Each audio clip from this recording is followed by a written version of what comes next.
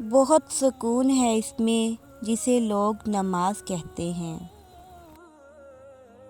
خدا مجھے ہر دن فجر کی نماز سے شروع کرنے کی توفیق دے، مجھ سے کبھی فجر کی نماز قضا نہ ہو۔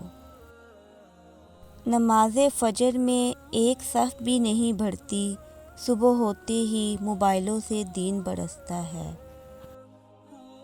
نماز فجر کے وقت سوتے رہنے سے معاشرتی ہم آہنگی پر اثر پڑتا ہے، کیونکہ اجسام کائنات کی نیلگی طاقت سے محروم ہو جاتے ہیں، رزق میں کمی اور بے برکتی آ جاتی ہے، چہرہ بے رونق ہو جاتا ہے، لہٰذا مسلسل فجر قضا پڑھنے والا شخص بھی انہی لوگوں میں شامل ہے۔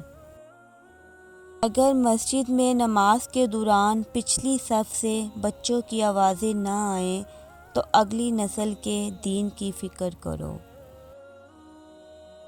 فجر کی نماز قضا کر کے کامیاب صبح کی امید رکھنا نادانی ہے۔